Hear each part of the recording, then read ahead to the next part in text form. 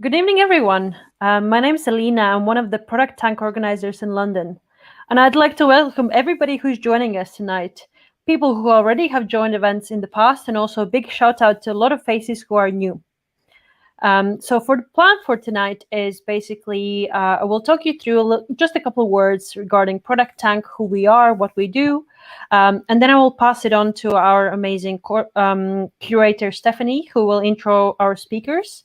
And after the speakers, you're also going to have a chance to ask questions, and we'll do a little Q&A session at the end.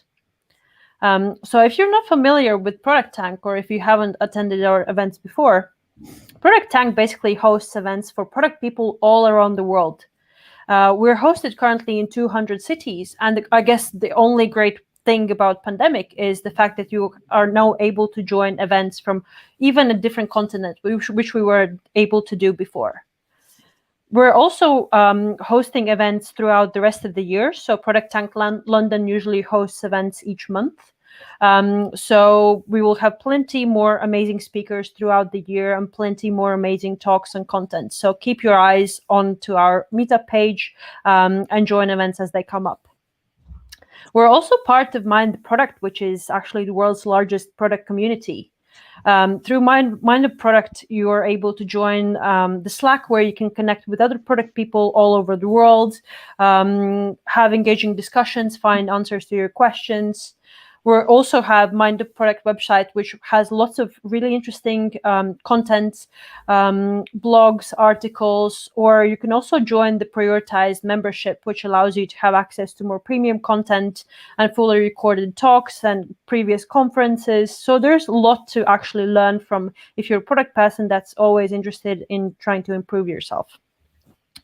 Now a little bit of admin. So I just want to quickly explain how you can ask a question to our speakers. So firstly, you need to be logged into YouTube.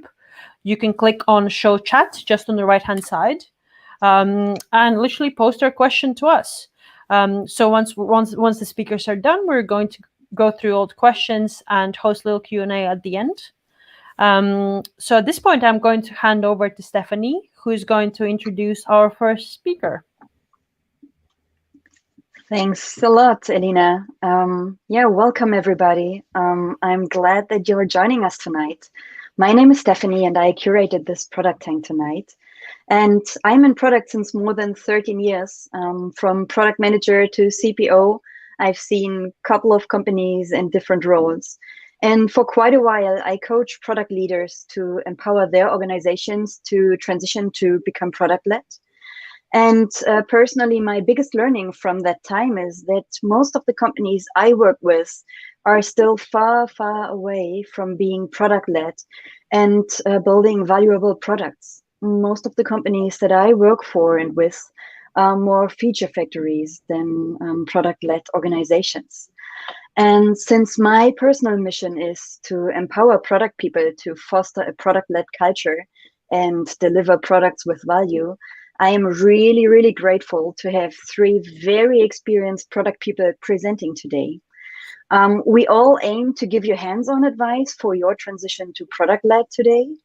So what I would love to do is to introduce our first speaker. It's Sean Smith-Taylor, and he's Senior Director at ThetaRay.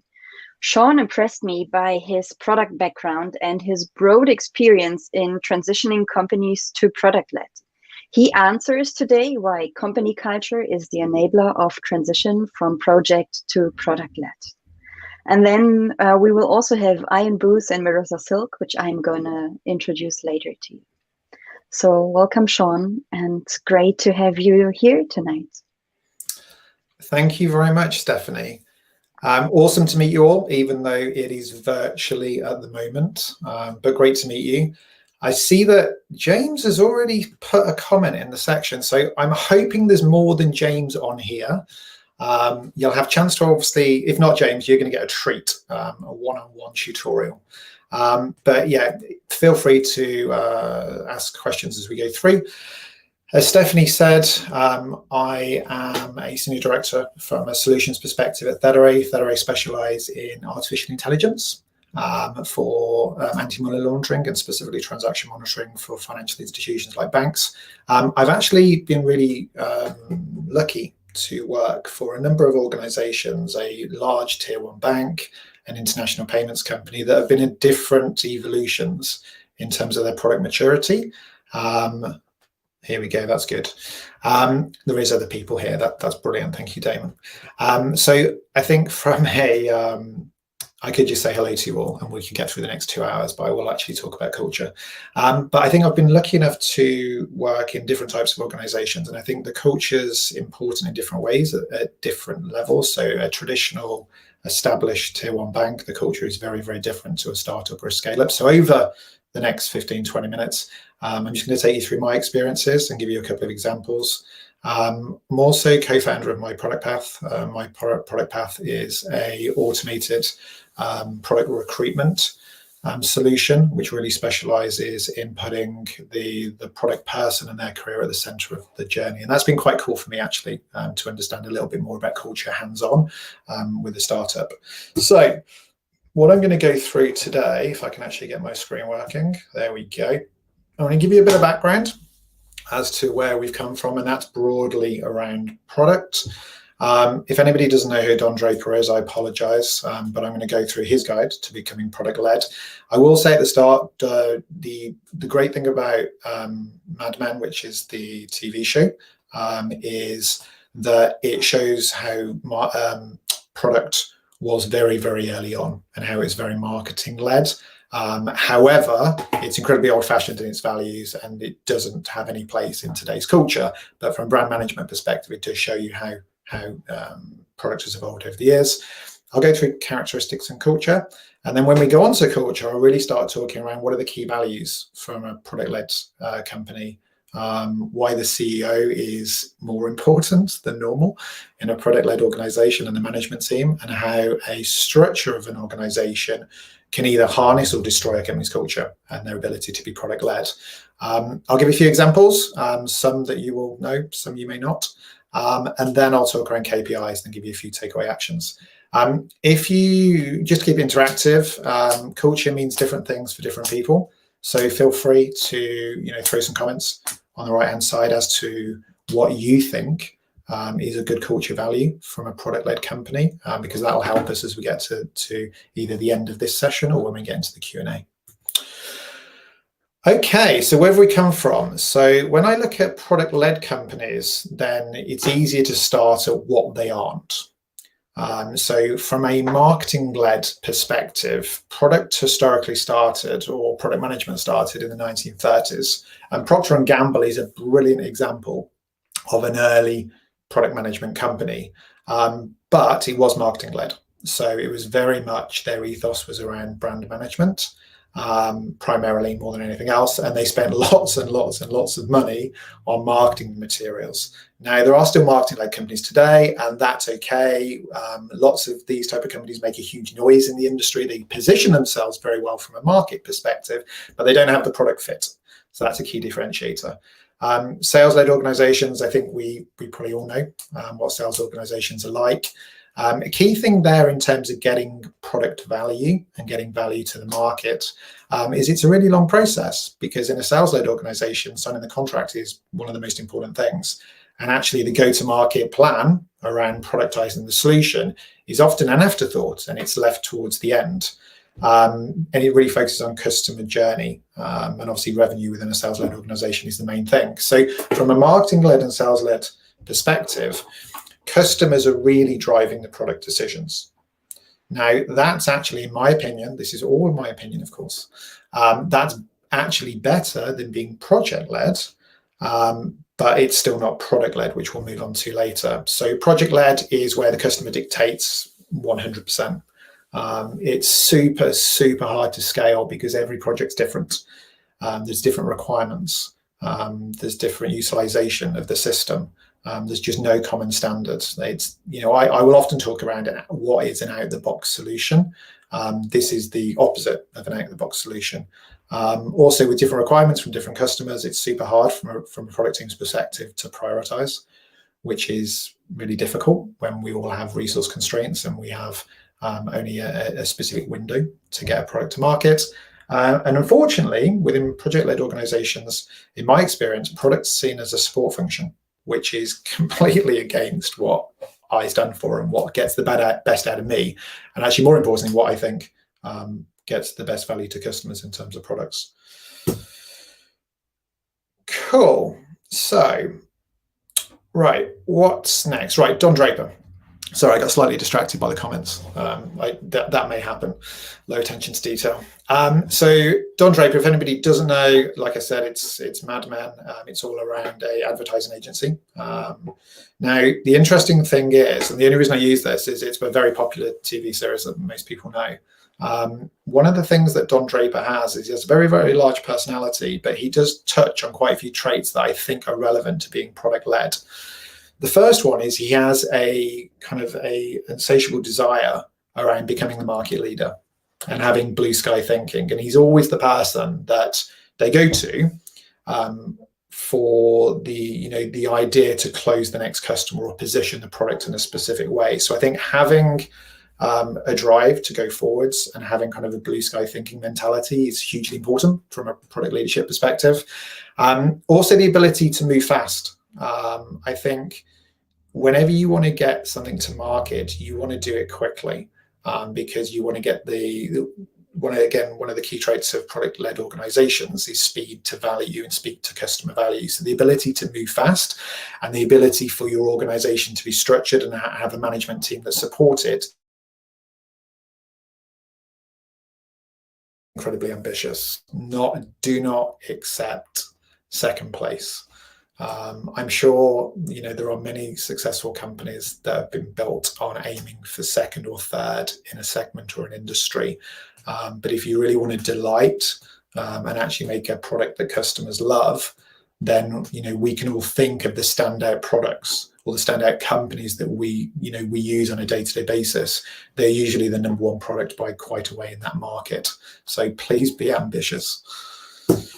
Right, so product-led characteristics and culture. So from a characteristic perspective, I've spoken about a few of these already, but market fit is very, very important, and understanding where your product is going to be positioned in that market and also what value it's going to bring to the consumer. That is incredibly important, and that's when we talk about market fit.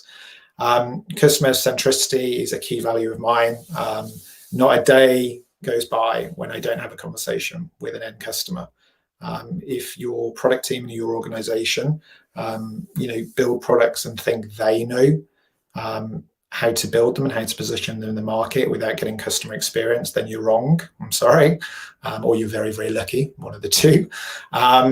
From a product value perspective, again, I said at the start, speed of value, really showing the value in the product is absolutely key.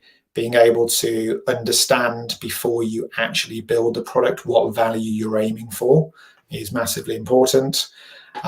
C-level in alignment, so executive management team, depending on the organization size, the C-level may mean different things. So this may be a kind of a divisional leadership team, or if it's in a smaller organization, it will be actually the executive management team.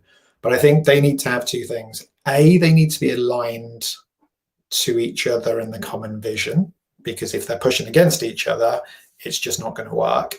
And then more importantly, they need to understand product. So I will go on and say that the CEO needs to be a product person, which I completely stand by.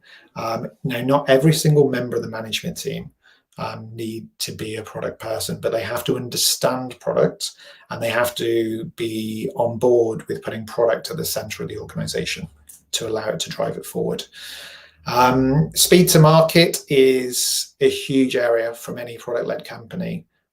There's a lot of organizations at the moment, a lot of the ones that kind of pop up out of nowhere and have crazy user acquisition rates and crazy, from a payments world, any transaction rates, usually are able to position themselves from a low cost of acquisition. And that enables the low cost of acquisition and the speed to market really go well together. So speed to market is all around. In nowadays world, it's different channels to customers. So mobile devices, for example. From a software perspective, it's ensuring that you can have an offering that's on public cloud. So therefore, you don't need to go through a whole process of going installing on premise, for example. And then underpinning all of this is the company culture, which we're going to get on to talk about. So cultural values. So I've touched on these a little bit. So blue ocean mindset. You have to be able to think outside of the box. If you continue thinking the same way the industry has, or whatever industry you're in, has developed over the last 10 years, you're not going to develop something that's ultimately going to excite the customer in a different way. So I think that's key. Now, I, for example, tend to actually carve out time. We're all busy. So I tend to carve out time at specific parts of my week when I know I can, to actually be able to kind of switch off from meetings and emails. And I know this is more difficult than it sounds. To actually start thinking around, if I was a customer, what would I want? How would I actually get to the point of understanding the market in a different way? And that's one way to do it.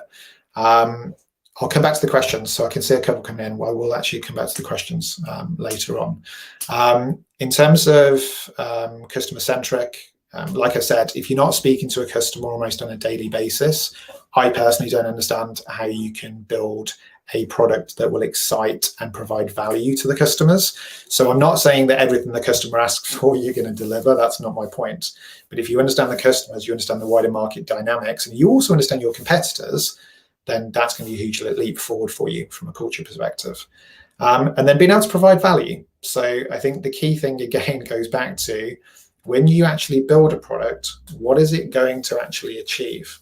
How is it going to change the life of the person that's going to consume it? Is it going to save them money? Is it going to give them something faster? Is it going to give them something, a better user experience than what's happened before? What are you actually trying to actually get to before you actually start designing it? Ownership's key. So products at the center of the organization in a product-led company. So you have full ownership and accountability for your product line, which often will include P&L from a financial perspective. So you are I don't really like the term mini CEO, to be perfectly honest, but you have your own world that you are ultimately accountable for. So you have to step up and make sure you deliver against it, and then act fast. Any time you can get a product out to market quickly or quicker than anybody else is a huge advantage. Most organizations now will set a challenge, product-led organizations, when you come up with a requirement that you add to the product. If you can't get it from ideation to prototype and live within a week, then it's not worth doing. So it's the ability to act fast, and actually a lot of the structural and actual organizational alignment that I'll go through in a minute will actually really help with that. And challenge the norm. That's really, really key, especially in organizations that are going from either a project, marketing, sales to a product-led. You have to challenge the norm and you have to be able to influence people. In terms of CEO and the management team, the key thing for me, I've been very, very lucky, I think, to work with a number of CEOs, and they had a few commonalities. I won't go through all of these, but the commonalities were they were innovative and a bit of a visionary in their own market, and they really understood the product. So in some organizations, the CEO is the person that ultimately runs the company. But if you sat them down and said, right, give me a pitch of the latest solution, they do it at the fluffy marketing high level. I think the product-led CEOs are able to give you a pretty detailed understanding of the product, and they will often be the individuals that are actually feeding in product requirements because they're super passionate about it. I think the key thing about the importance of the management team being product people is having the foresight and the strength to put product at the center of the organization. The product strategy should align and drive the corporate strategy forward, not the other way around. And then the key thing about a CEO, and I think we all know quite a few of the product-led CEOs, quite famous people, they recruit really, really good people to the executive team that, like I said earlier, they don't have to be experts in product management, but they have to understand the benefits and how their worlds can support the adoption within a product-led organization. And like I said earlier, the CEOs understand the market intimately. In terms of an optimal structure for a product-led organization, then there's probably three commonalities. You're going to have the company values, which are the ones from Blue Ocean down to Challenging Norm. We've already spoken about those. You're going to have product-specific values, which may differ per product, and then you're going to have customer values, and they all have to be aligned. And up front, you have to then build all of the organization around the product team itself. So it doesn't matter whether it's marketing, sales, customer success, R&D, they need to understand exactly how they are contributing to the product vision. Now with R&D, it's actually relatively straightforward because those are the guys that make the magic happen from an engineering perspective. But all the way through the organization, they need to understand exactly how they are working towards the achievement of the product strategy and the KPIs. And actually setting the organization up around values, and everybody has values in their objectives. Everybody well, they should anyway. If you don't, then have a word with your line manager and the people that run your organization. But if you've got the values at the heart of the organization, then behavior drives through that. And I think that's super important. Right, next we are going to the good, the bad, and the ugly. So, and I make no apologies for the fact that I don't rate project-led companies. So if you look at, I've spoken around speed to market and low cost of acquisition. So everybody wants to be in the top right-hand box because it's super quick to get to the market with a product, and then it's super low cost of acquisition. And low cost of acquisition can be from two areas. It can either be from how much it's going to cost the customer or how much it costs the customer to consume the product. And they're two different things. So if you're talking around a SaaS product for a large financial institution, if you provide them a product, they have to do things to install it. They have to do things to run it. So you can actually reduce the cost of acquisition by automating that process. A low cost of acquisition for a tool, Dropbox is a really good example. Dropbox is free. You click on a couple of buttons. It's super simple. The simplicity is the beauty of Dropbox. So there's different ways to kind of get to the top right-hand box. In terms of the companies towards the bottom, at one point, bottom left anyway, at one point they were product-led organizations. But over time, and this often happens with companies that lead a market, they've become revenue-focused and probably IP-focused and investor-focused, rather than product focused. And a lot of companies, unfortunately, will go from being product led to sales led. It's an unfortunate trend that we've seen over the last few years. And then you have some that are just incredibly slow and incredibly marketing heavy. And Salesforce and Oracle are a hugely brilliant example of those. They spend an exorbitant amount of money on the marketing. I think it's about 20% of their overall budget. Now, interestingly, it doesn't mean that the companies at the bottom, the sales and marketing, are not successful. They're just not able to move with the speed that I say companies in the top right are. And that's really important if you are trying to scale a business. Cool. Okay. So don't worry, guys. We're coming towards the end of it. If anybody has the need to open a glass of wine or get a beer or anything, then feel free to go ahead. We can't see you, so it's fine. One key area is key performance indicators. So like I said at the start, you need to understand and you need to have targets of what value your product's going to bring. And I've spoken around a few of these already. So acquisition cost and speed to market are key areas that you should have values that are written down before you start work on a requirement. So as part of the requirements gathering process, you need to understand what ultimately the performance benefit's going to be. This is really important if you're building a new product from scratch or you're pivoting a product to a different use case. NPS, so customer-focused organizations always look at net promoter scores. The net promoter scores is both internal and external. So your net promoter score within your own organization is super important because that's a way that you can understand whether the values you have as a product organization are actually are being understood. by the employees. You know, would they recommend, would they purchase the product that you're ultimately building yourself? And what you do find is that within product organizations, product-led organizations, people are super, super positive. You know, they come to work and will think about what pay they get afterwards. And often people actually take huge pay cuts to go and work in these organizations because it furthers your career really quickly, but it's just really exciting and really fun environment to be around. And then revenue growth. Most things are based around revenue when we get to KPI perspective. And the key thing around this is if you can transform your business from a slow-moving, say, project-oriented organization to a product-led organization, then you, from a growth perspective, you can literally just, I think people talk about the kind of the horseshoe or the hockey stick of growth. That there's a couple of really good examples of where that's been achieved through going from project to product, and that's why we've got a little rocket ship there. I do like my rocket ships. I was going to put unicorns in there, but nobody likes unicorns.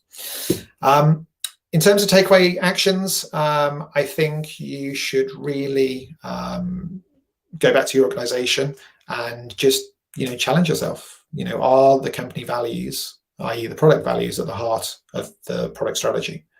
If they're not, then I would also challenge you to be brave and ask whether and why that's not the case. It's really important that decisions are made by multidisciplinary teams within an organization. So when I said that every organization should be led primarily by the product strategy, and by making it multidisciplinary, and I don't just mean cross-functional from a engineering perspective, I mean across the entire go-to-market plan, then they need to be multidisciplinary. You need to have 360 feedback. So getting feedback from different people, not just internally, from your customers, from your prospects, and also from just general industry people that you trust within the sector is really important. You often get more honest feedback from prospects because they don't have a commitment to you at that point. So I do like speaking to prospects as well as actual contracted customers. You need to be okay with acting fast and not being afraid to fail. I think that's super important, actually. I think I've definitely had more products that have failed than succeeded, but you learn with each one. And as long as you do it fast, that's not a problem at all. And then again, does your management team understand and support product and you? If you work in an organization where that's the case, then you will feel empowered and you will ultimately progress within your career and just feel as if you have achieved more quickly. And then it's a challenge. You know, can you go from concept to live in a week? Doesn't have to be a big change, but is your organization set up to do that? If not, you're not product led. And that's not a negative, by the way, that's a challenge. And if anybody wants to reach out to me in terms of how they get on with that, you'll have my LinkedIn details, so please do. I do enjoy speaking about those things. And that's it from my perspective. So I will happily thank you very much for your time. Thank you for the great questions, by the way. I don't know whether we'll do those here or whether we'll do those at the end, but I will pass back to Stephanie. Thank you very much, Sean. This was really, really interesting. And I can only second a couple of things that you said. This alignment on a product vision and the understanding the products company-wide is really extremely important. And I worked in a couple of companies where this was just not the case. So I can fully agree that if this is not a given, it's a long way to go to really become product-led. Also the thinking outside the box, right? I mean, that's why we are product managers and what we love. But if there are even more people who love it, that's great. And also thanks a lot for giving us some takeaway questions and a challenge. In my world, there's a 72-hour rule. So if you can't get things done within 72 hours, you will never get to do them. So I recommend everybody to just start answering the questions that Sean shared. And to Simon, Mark, and the commenter formerly known as Carrie, welcome. I've seen your questions, I've noted them. We will get back to all of your questions at the end of the sessions. And then our speakers will answer all of your questions. And for everyone who just joined newly, please feel free to ask us anything in the comments section. You just need to log into YouTube and then you can put comments into the chat window and we will get back later to all of the things you have in mind. So I will hand over to our next speaker now. The next speaker is Ian Booth. He is a product manager, and the first big challenge that he faced was making transition to product-led a cross-team objective and not just something driven by product. He says if the company doesn't buy into the process as a whole, PLG will fail pretty quickly. And today he talks about how product-led needs to be a company-level change and how to get the buy-in from across internal teams. Welcome, Ian. I'm glad to have you in the meetup today. Thanks for having me, Stephanie. Yeah, so as Stephanie mentioned, I've kind of started on this process with my company about moving to product-led growth. And one of the things that I kind of really saw at the beginning was around how you need to put people at the heart of product-led growth. And it seemed really counterintuitive, but I started to realize how product-led could actually create users who love products, but also happier, more engaged and secure teams who build them. So this is me. My name's Ian Booth. I'm a product manager. I'm also a person, but as this is totally remote, you'll just have to take my word on that one. I've been working in SaaS companies for about 10 years, starting out in customer support before moving into the product function about 8 years ago. And as a product manager, I feel I kind of have two different groups who, above all else, I report to. And those are my users and my team. They're the people that I listen to on a daily basis, the people who I bring the most value to, and the people who are most impacted by decisions that I make. And when it comes to product-led growth, both your users and your team are the only ones who can help you make it a success. They're the ones that you report to, you solve problems for them, and you can improve their day-to-day lives. And so just to start with, you really have to remember that targets are numbers, but users are people.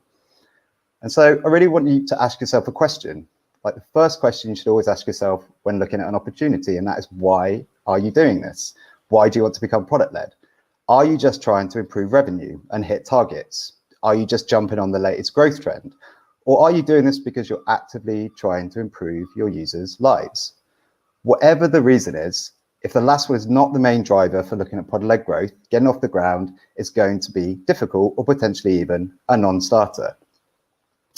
And that's because in product-led growth, the end user is the key to your success, and they're not a number, they are a person. And I appreciate that that sounds a little idealistic, and improving users' lives is a grand concept, but it really is an important distinction that you have to make in the way you frame your thinking and your organization's thinking in making product-led growth a true success. And Sean touched on this earlier, and there's a reason you really have to think about this, and that's the software buying process that has changed over the last 20 to 30 years. 20 to 30 years ago, software was on-premise, it was high costs, and compatibility was the big thing. And there was a high-touch sales approach to this because the relationship was the really important part of that. When that was kind of disrupted by cloud-based, cloud-based on-demand software, that lowered the cost and that was pushed back to the buyer. And it became an executive level decision, and things like KPIs, return on investments, were the big things that were kind of driving the decision-making process. But fast forward to now, and it's really all about the end user. You know, software has kind of exploded. It's much easier, it's much cheaper to produce, and there's a very different buying question that has arisen from that. And that is, how will this product help me on a day-to-day basis? And end users don't want you to just sell them features or concepts. They want you to support them in their daily routines. They want you to give them time back to focus on where to go next, and they want you to enhance their understanding, grow learnings, and improve their personal outcomes. So at the core of product-led growth is a focus on that customer experience, with the product driving it as your main channel for acquisition, adoption, and retention. So the happier your end users, the less friction that they feel, the more likely they are to adopt your products and recommend them to others. And all of those kind of things have a compounding effect on reducing cost of acquisition, extending customer lifetime value, and reducing risk in product development from things like big bet features. And this change has been kind of playing out for quite a while now. So in 2018, Profitwell studied trends in how companies were acquiring and converting customers. And they saw a dramatic increase in how much money it took to acquire new business. But at the same time, they were seeing a decrease in a willingness to pay for things. And as I'm sure everyone here can appreciate, that's a pretty unprofitable trend for anyone to experience. And so the rise in product-led growth can be kind of seen as a reaction to these things. But whilst its goals may be a little obvious, and as product managers, ones we should all be aspiring to, why then is it so difficult for companies to make the shift to a product-led approach and capitalize on those wider benefits that it can bring? And for me, this comes down to one key thing that companies seem to forget. And that's that product-led is organizational and organizations are people. And so it's a journey that you have to be taking them on. And you need to accept that it's not an overnight change.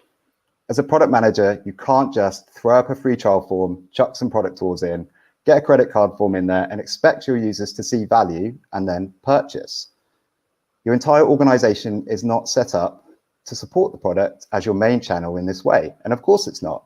We've just seen this. Like, sales and marketing-led approaches have dominated software sales for absolutely years, and companies are built around those very specific go-to-market strategies.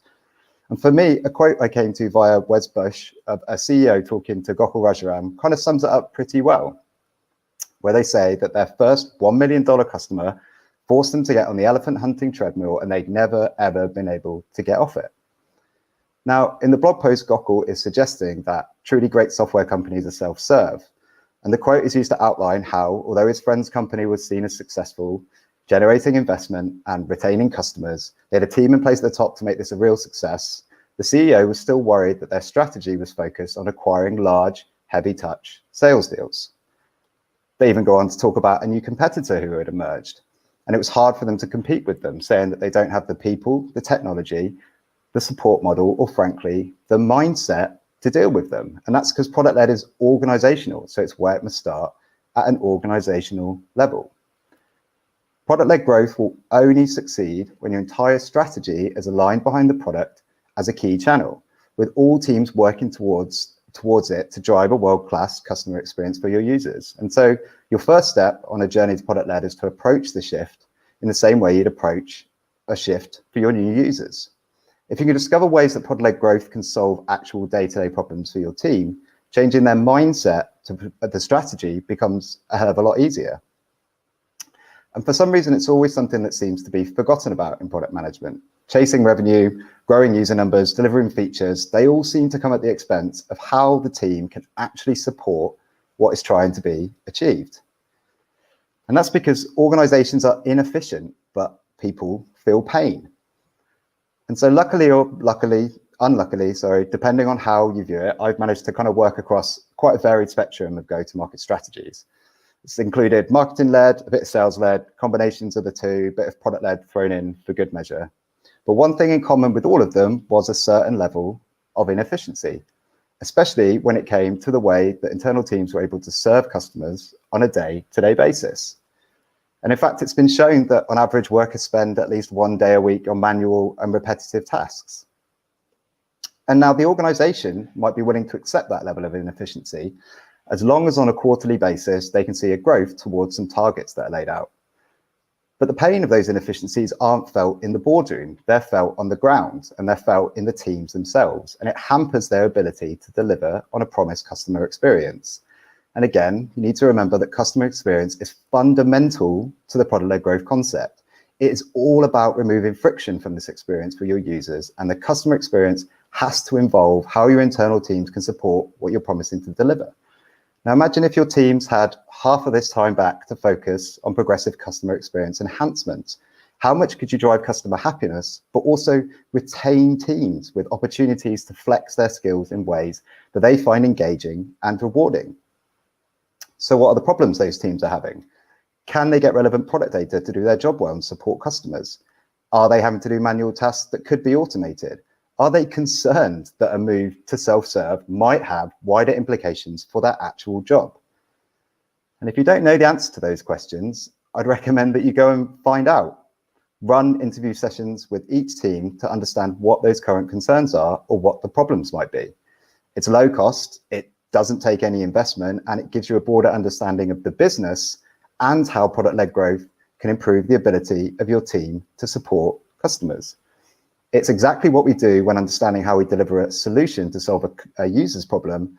So it should be the first place that we start when delivering a strategy that can solve team problems. It also has an added benefit of increasing understanding of product-led growth in a more natural way by showing your teams the value it can bring and starting to align people behind your vision. Another key concept of product-led growth: show, don't tell. So as an example, at a previous company who was looking at product-led growth, I was talking to the sales team about how they were currently supporting prospects once they had a demo and were offered a trial of the software. And a key issue that came out of those conversations was that they had no way of understanding what users were doing in a trial. In fact, they were having to manually go into accounts and count the number of things that they were doing, like projects and users, and seeing what features they'd interacted with for every prospect and for every deal. And when I asked them why they were doing it, they just said it's the way it's always been done. And though they'd asked for better insights previously, it was hard to get roadmap time dedicated to providing the information for them. But it was critical information for the rep to understand engagement so that they could shape conversations with the prospects and personalize any deals. Now, I'm sure you can appreciate it's a frustrating process for anyone, but let's have a look at a bit of the wider impact that that can have. It was taking on average about 30 minutes for a sales rep to calculate these insights. Each rep was doing about kind of 2 of these calls a day, and there was 3 reps per team. That's 15 hours a week just spent gathering intelligence, which then has to be analyzed, structured into understandable outputs, and delivered to the prospects. And all of that goes before considering that some of those calls didn't even happen. If the prospect has to move a meeting or decides they don't want to continue with the negotiations, it's just totally lost time. And now imagine that your marketing team is starting to see growth in organic interest for a product in a certain vertical, and they decide, wholly understandably, that they want to engage a load of new prospects in a segment with a campaign. All of a sudden, those 2 calls a day per rep become 6 calls a day. That's now 45 hours a week just spent gathering insights for the calls. It's so much time that they start to be able to not handle the volume of requests, and something has to give. So in this scenario, the sales team needs more people, or the experience for the prospects is severely impacted because the team is not informed enough about what is happening in the trial to tailor the conversations specifically. Now you might be asking, isn't that okay? MQLs, SQLs, sales, they're all going in the right direction. So what's the problem with that? The problem is that you're scaling the business through people, which is a much more difficult, expensive, and risky method to how you can scale the business. Consider all of the additional costs of bringing those additional sales team members in. How does it negatively impact acquisition cost? How does it push down revenue per employee? And what happens if you have a slowdown in leads? All of a sudden, you have an over-resourced sales team with not enough work, and you have to consider shrinking the team down again, which is a horrible situation for the people involved in that scenario. Now, the fix in this instance was relatively straightforward. We gave the sales team access to an analytics tool. We'd recently implemented in product, and we allowed them to build their own prospect profiles, and that cut the 30 minutes down to 5. So the benefit was that we could now scale the number of prospect calls from 2 to 6 a day for each team member, and it would still be less time than the 2 that they were originally running. And it also had the added benefit that the sales team now had access to reliable, standardized product data. And it all started with a conversation about product-led growth. And it highlights another core product-led growth concept. Product-led growth is a strategy that allows you to scale your business sustainably. Remember, you have to understand, why are you doing this? Use your product to support your team in being able to deliver a promised customer experience, and you have a better chance of making the switch to product-led a success. But just solving these problems in silo doesn't bring the entire team together to drive product as your main channel. So there's another thing that you must do. And that is to align value metrics and connect people. Now, targets may be numbers, but well-defined value metrics can align your team behind customer experience in a way that targets just can't. And in my current company, we've done this by splitting roadmap alignment into 2 separate pods. One is specifically focused on acquiring, activating, and converting prospects, and the other is focused on expansion, retention, and referral of customers. Now, in each of these pods, we have representatives of each team from across the business as part of the decision-making process. Those representatives are not placeholders. They're instrumental parts of our team, focused on driving improvements in these areas as an autonomous unit. And they help us join up the customer experience so that the greatest benefit is felt by the end user. But there's a key word here in the alignment, and that is value. To make this work, you need to understand what is the value you are trying to bring to their users. Can they discover this value for themselves? Are we just focusing on vanity metrics that make us look good, or are we helping them in their day-to-day? Is this actually product-led growth at all? And the answer to that when we started this process was no. Just aligning teams in this way did not make us a product-led organization. What it has done, though, is start to align an understanding across the teams about where the experience is failing. And this is because as a pod, we have a singular mission assigned to a specific value metric. And for my pod, land, that metric is currently activation. So as the product manager for the land pod, the first thing I saw as a major concern was that our conversion rate seemed a little low for the amount of SQLs that we were getting in. So after digging into it a little more, I discovered that once a prospect actually made it into the trial, the adoption of what we considered our core features was really low. Now, the marketing team had done a great job of building a message about what made the product special. Sales team had personalized, informative, and in-depth demos to cement this messaging. But when the end user was left to discover the value for themselves, all of those features that excited them about the product were right there, but it was overly complicated, automated assistance was really low, and they just didn't see the day-to-day value it could bring to their lives. The product was not the key channel to our success. In fact, the sales and marketing teams were obviously putting in a huge effort to solve the friction the product was causing and getting those deals over the line, which is great. But as I've mentioned previously, this is not a sustainable method for growing the business. So my feeling was we needed to make changes to the experience in the trial to solve these friction points and provide more engaged and happier leads from the product. But this is where it became a little complicated. How do you prove the value of those improvements? How do you argue for roadmap space against feature development when designing a feature with a specific market, a specific ticket amount, and a bunch of customer requests can be quantified in a much easier way than small iterative improvements to existing features? And for me, the way to do this was through an activation rate. So I took a year's worth of prospect data and I started to look for trends in our core feature adoption and the conversion from prospect to customers off the back of it. I wanted to see if there was a critical mass of things that happened in a trial that meant a prospect had seen the value of our product and was therefore more likely to convert. Alongside that, I talked to customers to understand what made them purchase in the first place, watched demos to understand what was exciting prospects, and although it proved really difficult, tried to understand why lost prospects had not seen that value. And it all led me to a single metric that I could deliver back to the team to quantify how well the product was delivering on customer experience, an activation rate for prospects in the trial. And now from this, I can actually calculate actual business impact improving this rate could have. The more prospects we got to activation, the less leads we needed to achieve our conversion rates, the higher our conversions. Lower acquisition costs, higher revenue. This is something that the business can get behind. But because activation is a metric of value, how you improve it is down to what friction in the experience is currently stopping prospects getting to that value. And this could be anything. From an email sent at the wrong time, from outdated messaging to a clunky experience in the platform causing them to be frustrated, it aligns your team's focus on delivering value on the experience. And you can see wider benefits. With more engaged leads seeing core value, sales team can focus on driving average order value up by selling additional benefits. The marketing team can investigate opening a free trial experience instead of demos to increase the top of the funnel without fear of scaling the team. And the success team have a better understanding of what are the drivers for their customers to become successful. Remember, you need to align your teams under the value your customers are experiencing. You need to use your product as the main channel to deliver that experience. And so I just want to wrap up by reminding you of a few things that might help you frame your thinking when looking at a move towards product-led growth. And that's that targets are numbers and users are people. Why are you doing this? Product-led growth is all about the end user experience, and your internal team is a key part of this experience. Product-led is organizational, and organizations are people. This is not a quick overnight change. Understand your team, understand the impact of what you are suggesting, and take them with you.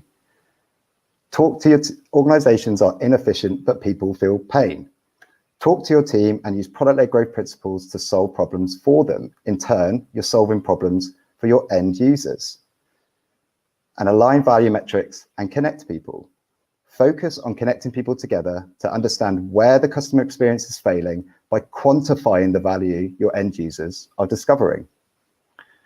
And making the shift to product-led is a journey, and it's one that my team are still on. But with a focus on people as your key driver, it's hopefully one where you can deliver both happier users and happier teams.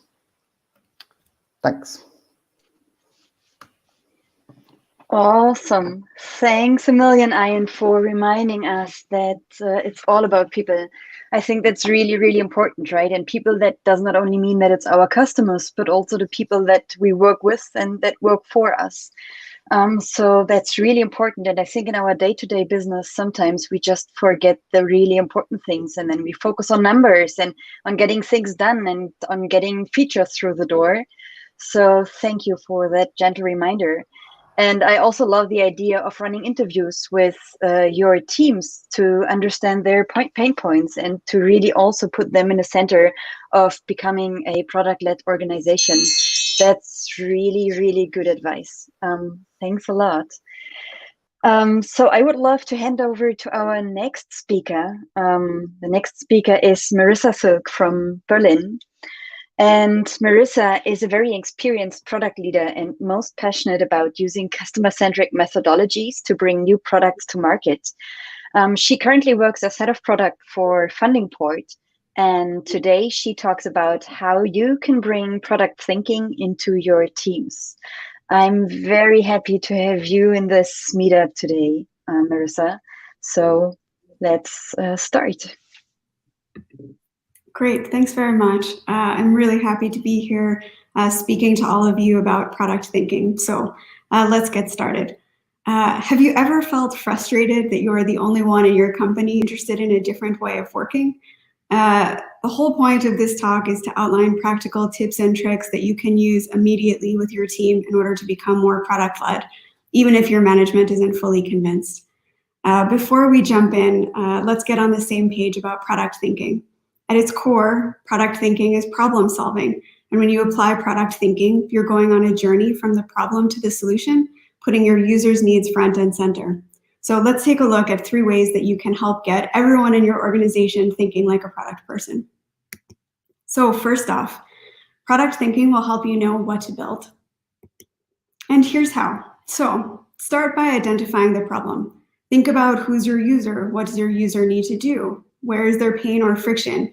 Tools like personas and jobs to be done can help you define your problem space. Then explore the opportunities.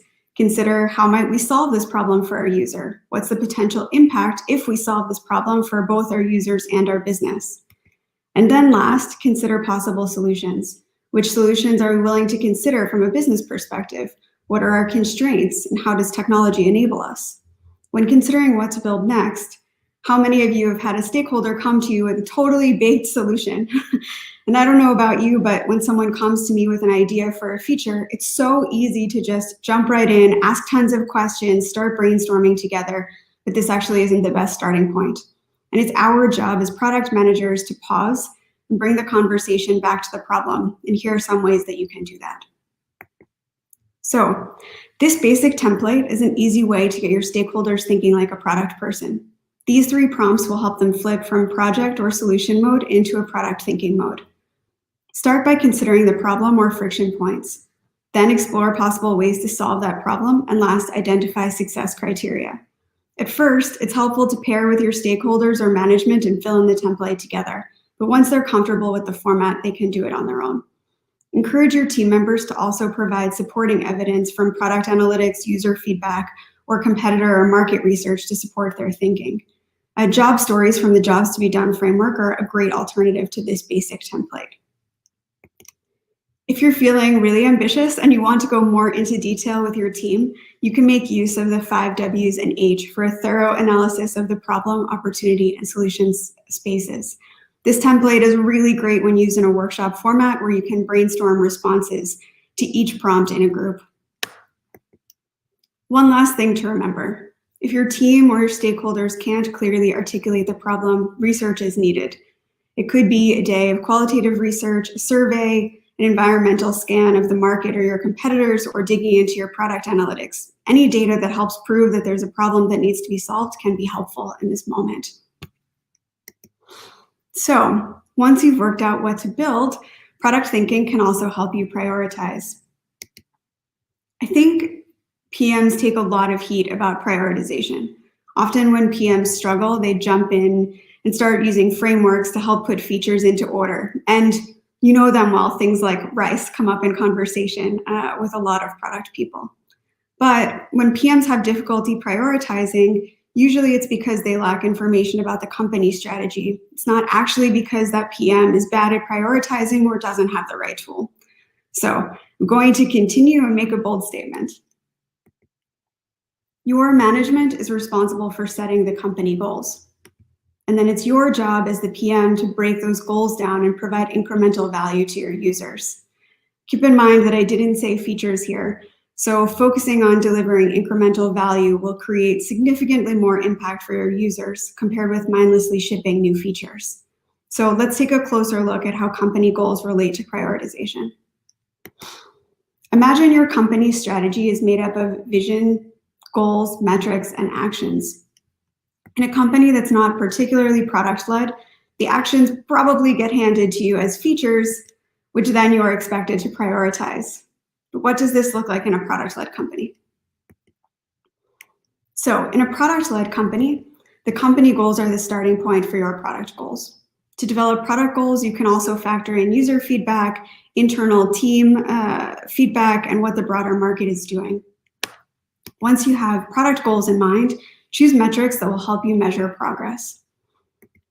Then the next step is to generate, collect, and thematically cluster your ideas. And this is the fun part. You can run brainstorming workshops, prototype, talk to users, and employ other creative techniques that will help you go broad. Ideally, your goals, metrics, and ideas would be informed by research, and the research will help you narrow down your ideas to a short list. If your team isn't quite there yet, that's okay. It takes some amount of product and process maturity to be able to implement research in a regular way. Once you've clustered and ranked your ideas, you're ready to break them down into features or shippable increments. And then after all of that has been sorted, you're finally ready to prioritize. So prioritization is not easy. You aren't meant to just be handed a list of features and be able to put them into order. Actually, a lot of thoughtful consideration is needed before you can even get started. So I said this just a few slides ago, but I would like to say it again. When a stakeholder or team member or someone from your management comes to you with features, it's your job as the product person to try and shift the conversation back towards the left. So ask them, how does this feature help us achieve our company or product goals? What does success look like? I'm confident that if you're getting the right guidance from your management, you're probably not going to need prioritization frameworks. But I will admit that frameworks can be helpful in cases where you want to bring transparency to the how and why behind your decision making. So using a visual format like a matrix can help get your whole team involved and bring them on that journey with you. And here are two easy ones that I recommend. Impact versus effort is the classic prioritization matrix. If you involve your stakeholders and team members in the process of adding ideas or features to the matrix, it becomes really obvious to the entire group where you should be spending your time and focus. And as an alternate, impact versus unknowns is a really great option for hypothesis-driven development or validation sprints. You can use this matrix to know what you should test first versus what to build straight away or what not to pursue at all. Story mapping, feature stack ranking, embedding are other good tools for getting stakeholders involved in the prioritization process. All right, so a bit of product thinking has helped us know what problem we're trying to solve and in what order to deliver. But how do you communicate that to your team and your company?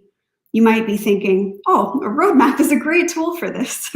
So in the last section of this talk, I'd like to look at how you can apply a product thinking approach to your roadmap. But before we do that, first I'm going to tell you a little secret.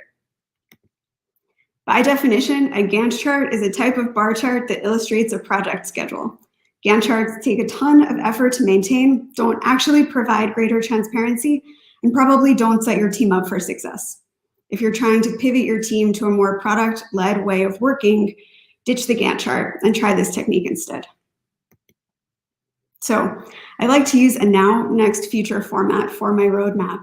It's really easy to maintain, provides the flexibility for any number of changes or pivots, and will give visibility to your team and the broader company about what they can expect to be delivered.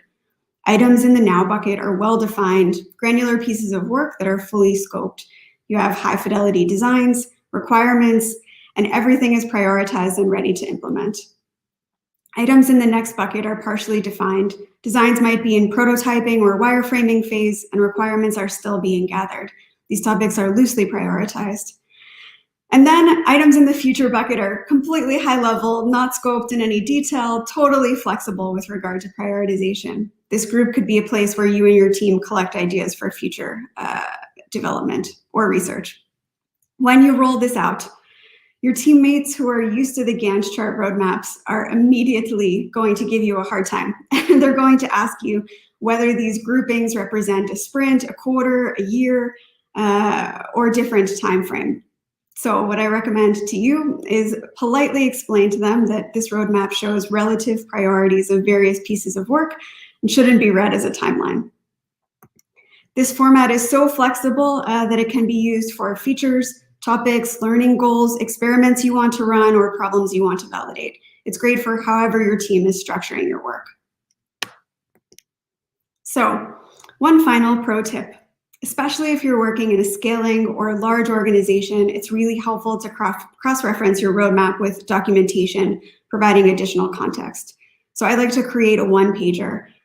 In that one-pager, I like to explain the what and the why for each block in your now section. If you've conducted research that provides supporting evidence, you can also cross-link it to this page. And the product canvas is a great tool for this. You can take it one step further even by t-shirt sizing the features with your team. This will help manage stakeholder expectations for what might be delivered and when. Remember to frame these in terms of approximates though. Never give exact dates because you never know what might happen when you start building. And lastly, don't forget to connect the dots for your team and for your broader organization to show how your prioritized features support the company goals or vision. So thanks a lot for listening today. I hope that you're leaving this presentation with new items for your PM toolkit and the inspiration to push for a more product-led mindset inside your own company. So feel free to connect with me on LinkedIn and Twitter and share how you're able to bring product thinking to your team. And of course, any questions will be greatly appreciated. I'm happy to answer them with the others now. Thank you, Marissa. That was really great and very full of insights. I can only second that PMs need clear company goals. Like there's no company I worked for so far where this was not a hot topic. I worked with so many people who felt like not connected to a vision or a mission and that had no idea on why they were delivering certain things. So it's really a very important topic to talk about. I agree. And also the prioritization piece. I mean, honestly, people always think that they can just throw features on a backlog and then prioritization happens magically, or they just need the one tool, and if they have that one tool, prioritization is just happening, which isn't the case. So thanks for sharing your knowledge and insights tonight. To the audience, we're now opening up for the Q&A. If you haven't done it yet, feel free to log into YouTube, click on comment, and then you can just ask your questions in the chat window. What I would love to start with, everybody, is the questions that we've already got from the audience. So I would love to start with a question from Simon, apologies. And he asked, like, how to handle product development in an environment where priorities are often set by managers and that don't understand the product and its capabilities. And that question was for Sean. Thanks. Yeah, I think it's a great question, Simon. What I tend to do, and this may not work, and it's a little bit cheeky, is I tend to, and let me go back. People that priorities that are set by the managers often are quite kind of old-fashioned, don't have interaction with the customers. So from that perspective, I tend to put my manager in the. Sorry, my cat's decided to make an appearance, which is slightly embarrassing. I apologize. I love live streaming. I tend to put the manager in the shoes of the customer. And I do that in a couple of ways. There's always a way to get anybody in your organization to sit in the shoes of the customer. So if you, for example, create software for banks to operate their internal systems, then you can go and sit in a bank and watch how that system works, see what pain they have on a day-to-day basis. So that's one area of doing it. The other way that I do it, and this is probably the most effective, is ultimately the requirements will come into the manager from internally as well, and from you and your team. So one of the key areas is to really focus on what requirements do you want, and how can you actually position those requirements as being led from a product perspective. And that's when I always go back to, how can you show achievement against the KPIs that I mentioned. So whether it's speed to market, whether it's low cost of acquisition, whether it's return on revenue, or also you can actually flip the internal NPS score to your manager as kind of justification as to why the items that you're raising should be higher in the priority list. And then the only other area that I do is I often challenge the prioritization matrix. Some companies prioritize through hierarchy rather than prioritizing through data. And if you can actually get input into the prioritization matrix, and also, often managers are actually looking for help. I would say that. So I'm not having a go at managers here. I've worked with some really good ones, but they're often, they're trying to keep everybody happy. And I think if they have somebody that comes to them with ideas that is backed on KPIs that drive the company forward, then it is going to make that conversation and the ability for the manager themselves to succeed going forward a lot easier to achieve. So that's probably a long-worded answer to what you want. Thanks for sharing your thoughts here. Can I just pick up on Sure. I think he raised a really good point there, and that's around challenging things. I think you have to challenge the decisions that are being made, even if they're above you. I think going and challenging those decisions is important, but you have to be able to back it up. And Sean mentioned about making decisions, whether it's like the old hippo kind of thing about making decisions, or whether it's actually being backed up by something that's research. So go and work out what is better, and then take that to your manager in a way that is something that they can't really argue with. If you're actually providing them a sensible solution that's better than the one they've got, if they're any sort of manager, they will listen to you and they will take that on board. But challenge those decisions. You don't have to just sit back and take them, is the advice that I would give on that side. Challenge them for sure. Yeah, that's true. So let's ask the next question from Mark. Again, for Sean. Sean, in your experience, how do you know you've achieved product market fit? That's a really good question. I'm saying again. I did promise that I would stop saying that. I apologize. So 2 ways. So the main way is mapping out the customer journey. So whatever product you're developing, start with a customer journey, identify where the challenges are, because once you've actually got data in terms of what you're trying to fix, you've got a better chance of actually succeeding in terms of the product that you develop. Importantly, though, I'm very heavy on metrics and I'm heavy on data. So I'm going to keep going back to this, but the KPI slide that I showed, if you can clearly show a increase in the speed to market, lower the cost of acquisition, increase the revenue, or increase in internal or external NPS, then you're ultimately validating the market fit. Ultimately, it depends what market you're in as to what your key drivers will be, but they're the main areas that I focus on, because whether it's speed to market or low cost of acquisition, it can be used against multiple segments and multiple markets. Yeah, that's true. And I would add, also if you can, if you see that your product is growing organically, there must be a certain product market fit. Plus, if you have paying customers and you can repeat that, more and more customers pay for your product, there is a good indicator that you finally achieve product market fit, I would say. One thing I wanted to add, actually, that I kind of forgot, is the internal NPS. So if you're making a product that, and obviously you need to do this in a company that has more than 3 people, otherwise it would be a terrible metric. But if you've got internal NPS where employees from different backgrounds, different functions love the product that's been developed, then that's a really good indication as well. And it also really helps with the kind of buy-in from a culture perspective, from a product point of view. And what you tend to find is then actually a lot of the ideas of product improvements come internally as well as from the market and from customers.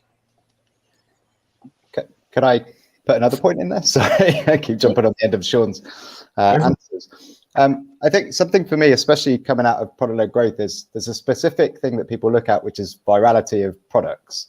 And I think that can be a really interesting thing to look at if your product is achieving market fit, because then it's naturally starting to grow without you having to do the investment yourself on that side, because it's spreading either on an enterprise side internally within an organization, or if it's more customer focused, just within the market itself. And actually being able to track that virality is a really good way of being able to understand product market fit from a product-led growth perspective. As one of the goals is to, allow people to discover it and push people to just from the product itself. Once it starts kind of that viral process, that's actually a really good indication that you're starting to hit something that is actually, solving people's problems. So I think that would be a good way to really consider it from a product-led growth perspective as well. I agree. So let's go to the next comment. Like I go piece by piece, and that's why we now first have questions for Sean, but there will be other questions for Ian and Marissa as well. The next question comes from Work, aka Carrie. Beside the fact that you can't change your name, I also saw that you want to have more cats, which is interesting.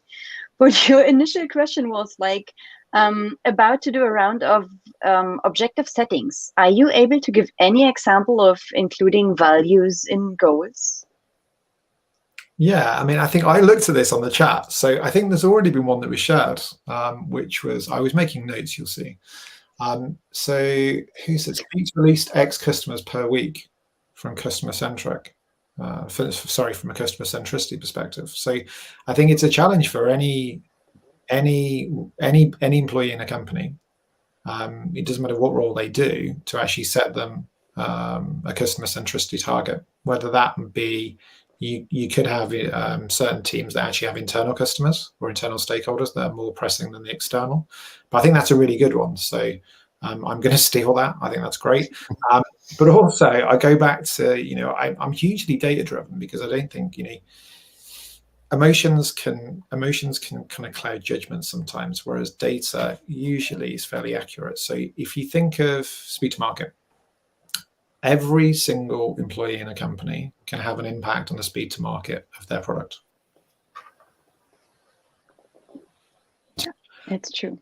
If you think you can't, then you need to think a bit closer about it. So that's another one, which is really, really good. And then also from a NPS perspective, and this is not really a singular employee target, but I really like team targets and company targets, because it just gets everybody to be going in the same direction. So I think there's a challenge there. Now that may not help you if you just look into an individual objective, but wherever I've worked, the cultural objectives have been individual and shared.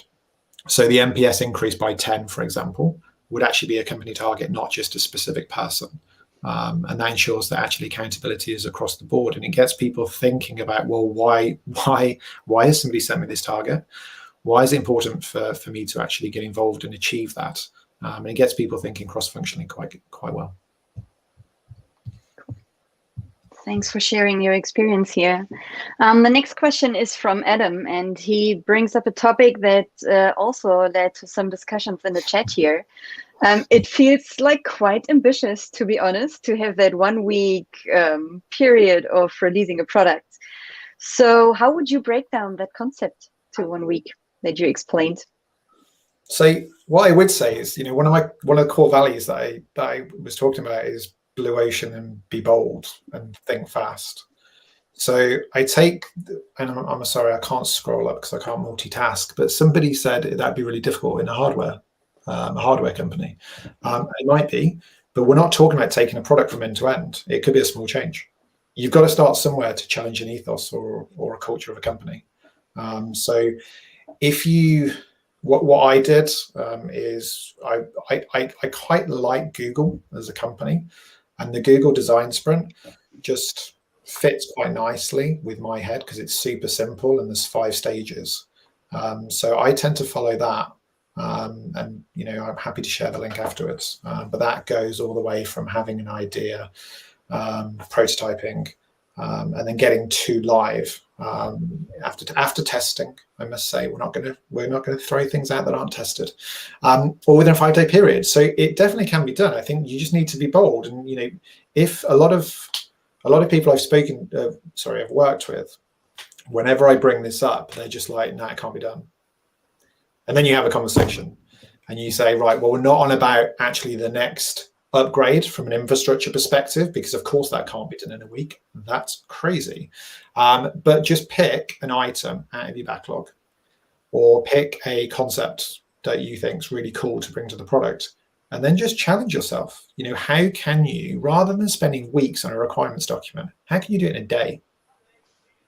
And how can you move to the next stage? How can you build a prototype really quickly that provides value in a specific area?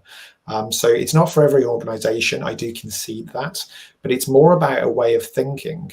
Google do it because Google don't like long meetings. Google don't like big pieces of work. I struggle if a company I work for can't release something within a 2-week period. And it does revolve around having customer integration and all of that, continuous integration, as a process in place. But you have to start somewhere and you have to challenge it. And it's really interesting when you actually start challenging. It may take you a while, but as soon as you get to the point of, if you release every 3 months and then you can release something in 2 weeks or a month, it really starts kind of momentum around the thinking. So yeah. Yeah, I fully agree with you. I worked in a company where we had 2-week sprints, which is double as long as you mentioned, but nevertheless, 2 weeks is quite fast from my experience. And we always had incremental improvements to the product, so it worked quite well. There was never a sprint where we were not able to release anything. And as you said, it doesn't mean that it needs to be extremely big, or a complete new product that you bring to market, right? Because that's not possible at all. But incremental improvements are always possible. So I definitely second that. Yeah, I will just jump in and say one thing further. So when I was living in New York and working at a newspaper, we were bringing new features live, several new features live every 2 weeks. And in part, this was a limitation and a benefit, if you will, of the way that we deployed our products. So basically, if it was in the pipeline, it went out. So it had to get finished, and that was kind of it. And we had this scrambly way of working, but it was really, we had a huge audience, and as soon as something was live, we knew if it worked or didn't work, and we could roll it back really easily. So there was really limited risk. But afterwards, when I moved overseas, I switched into fintech, and I can tell you that trying to deliver something start to finish in a fintech context is largely impossible due to things like risk and compliance checks and security and all kinds of stuff. So when I moved into a banking space, we were able to do releases on a monthly basis, for example, and in that kind of regulated environment, once a month, bringing new features live is actually pretty good. Some of the other teams were working on a quarterly basis, and coming from this every 2-week cycle to a quarterly cycle, I was like, what is happening here? This can't possibly be the case. But they were also doing tons of research and validation, so it wasn't like that they would work on something for a quarter and then roll it out and cross their fingers that everything was okay. There was so much validation happening incrementally that we had a good idea that once something went live, it was going to be all right. So just totally different strategies. So if you're sitting in the audience thinking 1 week is bananas, well, again, as Sean said, it's all about having that conversation and finding a way to make things smaller with your team and release incremental value so that you can get the feedback as fast as possible. Thank you. So the next question is for Ian and comes from Diogo. And he's asking, do you advise on setting up an internal growth squad, similar to other product tech squads? If not, how do you operationalize the product-led growth initiatives? Yeah, it's a really good question. I mean, how you go about doing it, I guess, is kind of down to how the organization is set up. As I kind of explained in my presentation, we've kind of done that in a different way. We have kind of 2 teams that are focused on kind of revenue impact, but split very much from a roadmap alignment between the prospect experience and the customer experience. But we're actually driving towards value metrics that we can actually tie into business targets. So that is technically a growth squad, but focused, because we're quite a small team, on kind of 2 very distinct areas. If you have a much larger organization, a growth squad, I would say, is probably quite a good thing to kind of get going, because you're able to then have autonomy around what you're kind of driving through. But the focus needs to be on those growth targets and how it kind of uses or utilizes other areas of the business to push towards those targets. And that's what I think from a product-led perspective, as long as that team is able to bring alignment across those teams so that you're all driving towards the product as being the main channel, then it's operationally running towards product-led growth, and it will just take a bit of time to get there. For setting up a growth squad, sure. I mean, if the organization is set up to kind of do that. Otherwise, if you can do that from like a squad or pod perspective, so you're focusing on specific key value metrics, then do it that way, and you're still driving. I think product management is starting to change in the way that you're going to have some sort of growth mindset to be a product manager in the future, where maybe that hasn't been as necessary before, especially for some places. It haven't really been that concerned about the sales side of things. It's about, building features and getting those out the door, and then everyone else does that side of the business for you. Whereas actually, I think product management is moving in that direction. I think if you can get ahead of that, you've got a really good chance of getting something really good going from a product-led perspective. Yeah, I agree. Can I just Sorry, can I just add, Stephanie, one thing to that? So I think the growth squad, the key thing for me is not just being cross-functional, but having representatives from pretty much every area in the business. Now, that doesn't mean they have to come to every single meeting, but I think that's truly important, because a lot of the growth squads are effectively just turboed cross-functional that are R&D based, right? And that makes sense. And don't get me wrong, there's definitely a purpose for that, but I think getting different views across the entire organization is super important to making sure that as a movement, and that's effectively all it is within an organization, product-led actually takes hold. Yeah, what I see more and more in companies is that they also establish product operations teams. And I've done exactly that in the past 14 months. It is under discussion, right? Like, some people love it because it means that there is a lot of hassle taken away from the teams, and the product operations team takes over the entire product process and trainings and workshops, and like helping people to become more product-led and product focused and to establish a good collaboration model. Other people are like more, they shy away from that because they think that these are tasks that the product managers should take over. My personal experience after 14 months of establishing such a team is like really great, because it means that there is one central team that takes over the entire responsibility for helping people to become more product-led, to do trainings, to document things, to ask questions, to deliver value, to help all the teams to become better in delivering value to customers and the business. So I really personally love that approach, and can only recommend for bigger companies. I mean, we had 16 teams, 16 cross-functional teams, so it was really a bigger organization. But for us, that made total sense to really have that team. Hey, I just wanted to add in one more thing, because once upon a time I was the PM in a growth squad in a fairly large organization. And I can tell you that the caveat here is that if you set up that growth squad and your organization actually isn't set up in quite the right way to support that, it will be painful for all people. It was incredibly painful for me. So I was tasked with running sort of cross-product, end-to-end experience, like growth hacking tests. But the problem was that meant that in order for me to run my test, I had to negotiate with like 5 other product people, because I was going to touch their areas of their product and be like, hey, can I run this test in your area? And they're like, I have a roadmap, go away. So it was really obvious that the organization needed to like switch how it was set up and how teams were aligned and so forth. I've also been a PM that had the responsibility of basically running new features while running growth initiatives as well. And sometimes your team can't handle this either, because there's sort of like a certain way of thinking and working that like makes growth teams really successful, and a totally different way of thinking and working that makes, like, I hate to say it, but like more feature-oriented team, right? So they're running at different paces. You have these cycles that are running sort of in different types of loops, and not all people in your team will be suited to both kinds of work. So the truth is, if you put it all in one squad or you put it in a special growth squad, you need to make sure that your organization is thoughtful and set up for those initiatives to be successful. And if it's not working, put your hand up and be like, hey, this isn't working, we need to fix it. Because otherwise it's really bad news. I guess you could go back to Sean's 1 week delivery on things for that. If you can't kind of set up and get something experimented with in a week, it's probably not, it's going to be quite difficult for you to kind of get growth going like that within an organization. Oh, for sure. In the case of growth experiments, 1 week, yeah, if you can't get it live in a week, you're doing it wrong. Yeah. See, I told you it'd catch on. Challenge accepted. I have another question for Marissa from Jamie. He's asking, have you used an OKR roadmap for your product instead of ideas, using key results to define value?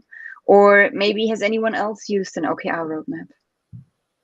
So that's a great question. And I have debated it with friends on a semi-regular basis, I think because I like to debate these topics. So no, on a personal level, I have not used an OKR roadmap. I actually only have limited experience with OKRs, and it was a pretty negative experience, I will be honest. OKRs, like Gantt chart roadmaps, I think take a lot of time in order to get them right and to maintain, and you spend all this time like in meetings about your OKRs and not a lot of time working, or at least that was my experience. But to this point, I will say that my favorite, most effective roadmaps in the past were really based on problems I wanted to solve. So it's kind of similar, depending on how you're doing your OKRs, and if you're doing a good job doing OKRs in your company, then it's kind of a similar approach in theory. So I really would prefer to have my roadmap structured in things that I wanted to learn or test or validate, user challenges that we wanted to spend time on, and break it down in this kind of way. And that's like how I've been able to make sure that I'm delivering user value with sort of every incremental thing that we're releasing. Yeah. Do you mind if I jump in there? Yeah, OKR roadmaps are an interesting one. We run OKRs in our company, but they're kind of outside of the product roadmap, and it kind of splits your focus a little bit. And I think it can lead a little bit to kind of short-term thinking, because OKRs, you kind of review them on a quarterly basis and try and work on what you're doing there. But actually, that's potentially not quick enough to move from a product perspective, and not really long enough to think about from a business perspective. So it kind of sits in the middle. They can be really useful, but I think they need to be used as a way of driving, what are the problems that you need to solve right now as an organization. That's the kind of key thing that you need to do with that. And it's a bit of a kind of, it's an interesting kind of way to do it. And personally, for me, I think thematic roadmaps are like a much better way to try and kind of do that from a product perspective, because it allows you to look at how you are going to solve problems, but at a much broader sense than a feature-led, we're going to deliver this in May, this in June, this in July. It's like, we're going to solve a problem, as Marissa said, around, for example, we have a theme for our business around workflow. We're going to solve workflow problems. What we do in that is just challenging the workflow that we have currently and making it better. And that's a much easier way to do it. And OKRs can be a little short-termism for me rather than the long-term view. Can I add? I think it's a really interesting conversation, because I agree with Ian in terms of how they kind of do it. But I think ultimately the product strategy links back, or should do anyway, to corporate strategy. And corporate strategy will be based quite a lot around OKRs or KPIs. And I think even within, say, a prioritization matrix within product, so by the way, I don't run OKR roadmaps. I think within my prioritization matrix, I have something that, part of it you could argue is a KPI or an OKR. So I think there's no right approach. I don't think it's whatever works for the organization. But I tend to use a small amount of KPIs. As you all know, KPIs are tremendously important for me, as you stated. But I use those in the prioritization matrix. But I do take into account a wider set of different attributes, which also includes what is the actual problem at a high level that we're trying to solve. So yeah, I think it's super interesting. I was smiling when you guys were talking about it. I mean, I guess it does depend on what the OKR is. If it's just like, let's make some money this quarter, that's a really difficult thing to really then go, okay, so how do I go about doing that? If it's more focused on value, as you're saying, Sean, and a bit more focused on like an actual key performance indicator that you can drive, it's a bit easier to do, for sure. And that's why OKRs, if anybody uses them, have to be smart. Yeah. So many dumb OKRs that just don't really serve a purpose, and it's why businesses don't actually kind of take opportunities within specific markets, because they don't have the direction that a clear or smart KPI, OKR, or vision would give them. Yeah, it's interesting. Have you ever worked for a company that used OKRs really successfully? I've not.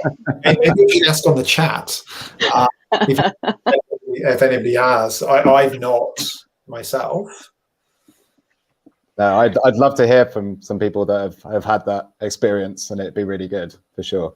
Agreed. Same here, because I've never met a person that told me that they really used OKRs completely successful and everybody loved it. Like, everybody wants to use OKRs and everyone's talking about it, but I have no real examples of people who are fully in love with it. There are more questions. So, for example, Adam asked, what frameworks do people have in place to talk to customers every day? I guess I can take that, because I started saying that you should talk to a customer every day. So in terms of frameworks, we've got a couple of things, or I've used a couple of things before. So one of them is a forum. So actually having, and this isn't every day, but bear with me.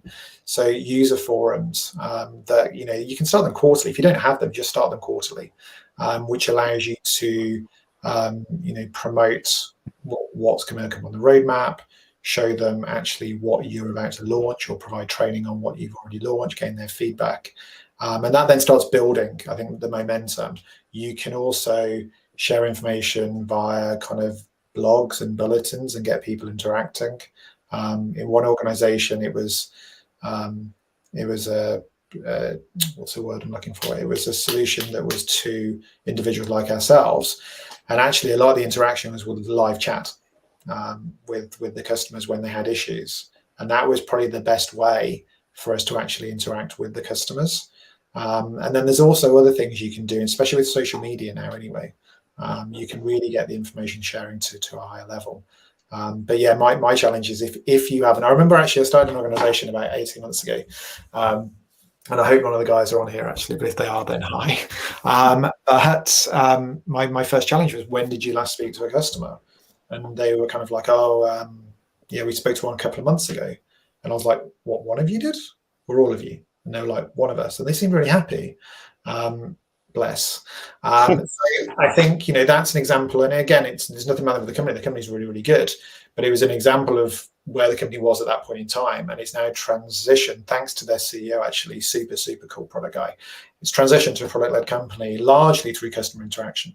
And I think that's the key thing. Yeah, I did a nice experiment in one of the companies I worked for. We established a buddy system. So we buddied up product people and CSMs and product people and sales people. So they were invited to sales pitches and customer calls regularly, because they just had regular one-on-ones. So they were in constant communication with each other. So it just happened naturally that everyone thought about each other and invited each other to whenever they were talking to customers. And it wasn't really a tool or a methodology, but it was a mindset that we established with that. And it was really extremely successful. And I love the interaction and collaboration between the teams that we established through that. Can I ask a question on that, Stephanie? Because it sounds really interesting. Sure.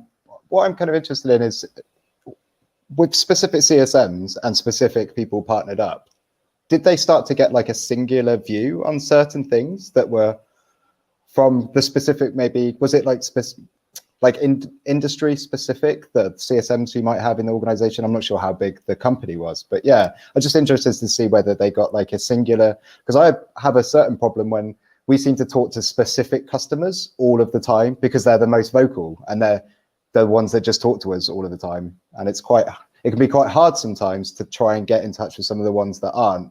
And especially if you try and reach out and they're not doing it. Did you find that with the buddy system, or did it kind of help stop that from happening because the CSMs was driving the relationship? It helped. It definitely helped to get away from that. Plus, we were changing buddies every 8 weeks. so that people were able to get different perspectives from different CSMs and different product people and get different views on the product as well. So yeah, it improved a lot for us. Cool. I really like that. That's a really good idea. Yeah, it's nice. It's all about people, right? Yeah. So we have one last question before we wrap up from Jamie Palmer. What do you think about the shift from project focus to product focus, starting with a mindset shift at a team level from deliverables and tasks to outcomes and value? Can I take that first? I think it's a brilliant idea. And I would start with a team that is not really involved in the general day-to-day process. So start with, I always pick on them and I feel sorry for them, but start with like the finance or the compliance team, just to really change the mindset a little bit. That's what I would really do. Unless you're doing cross-functional teams or squads straight away, then everybody's involved anyway. But I think that's a really cool way to do it. It also allows you to identify quickly changes that are required in terms of what I was talking about anyway from a cultural perspective. Because if you're just looking at a small team, you can actually get to results quite quickly or get to conclusions quite quickly. And that allows you to use those either good or bad for the wider company as well. So yeah, I think it's a great idea to start small.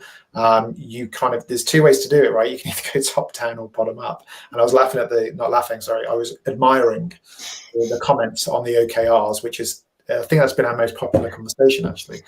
And somebody was talking around bottom up OKRs. That would be my answer. I think, yes, you can do it. I think it's a great way to do it bottom up, and it's a great way for a specific team that are super positive about it or super involved or engaged to actually drive the rest of the company forward. A lot of people by personality are followers by nature, and that's fine, right? You know, a large percentage of the population are, but they always need somebody. And that's why I think from a product culture perspective, it's the blue ocean mindset, the being bold mindset is really, really important. And if you can start that with the small team, an example I can give, when I was at a company previously, the culture in the organization, the change for that was actually driven by the head of compliance.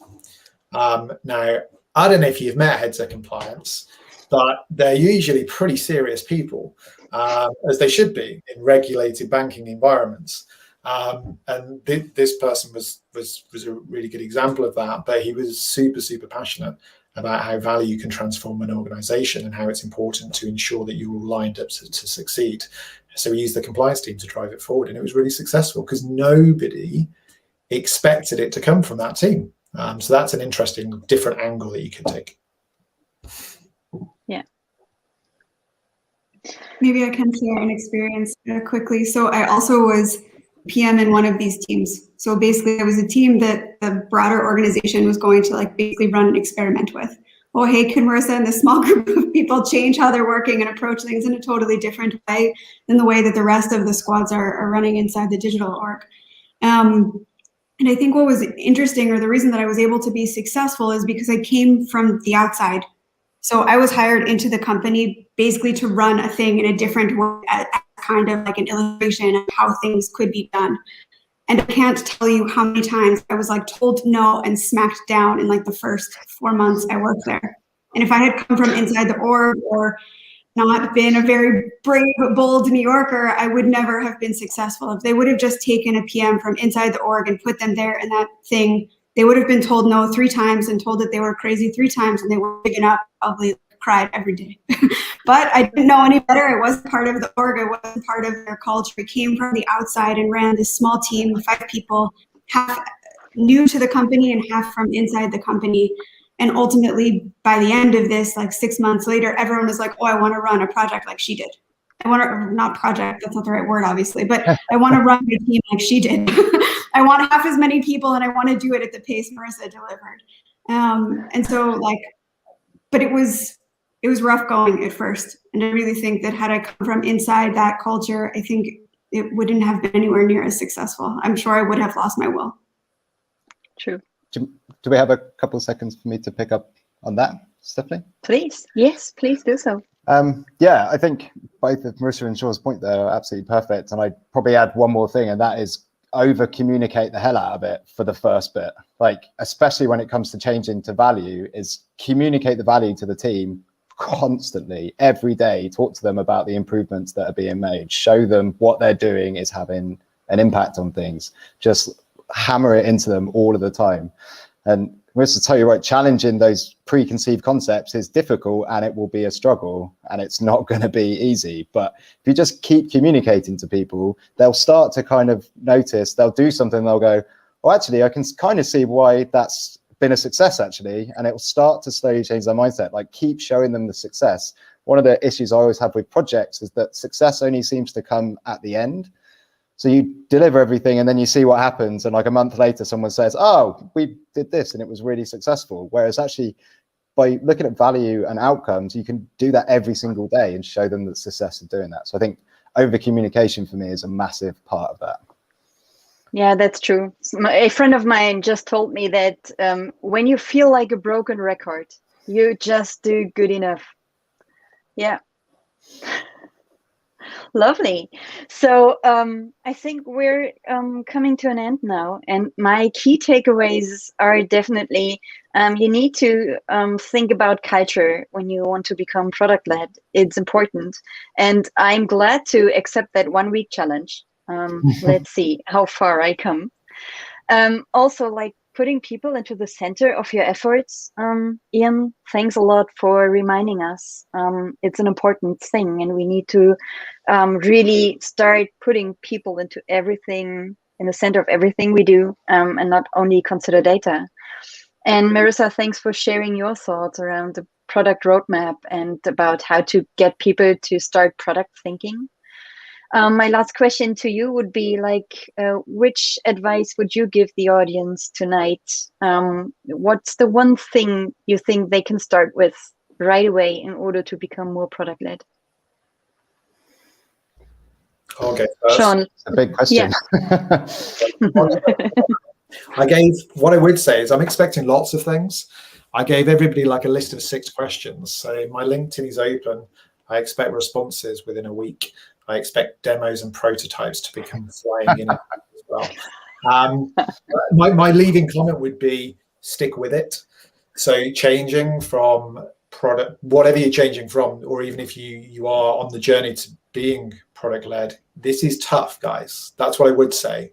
And it's going to be a little bit painful. So what Marissa was saying in terms of getting shot down, that's probably going to happen, right? If you're changing from X to Y, but just stay true in your beliefs, and with the right support from a senior management perspective and the right structure within an organization, you can really make a difference in any role. So that would be my final comment.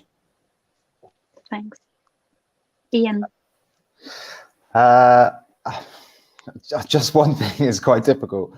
I mean, I think for me, it's ask yourself why you're doing it. That is just the thing for me. I think it's such an important question to ask when you're looking at anything, because it makes you start to think in a slightly different way about how you're going to go about achieving that goal.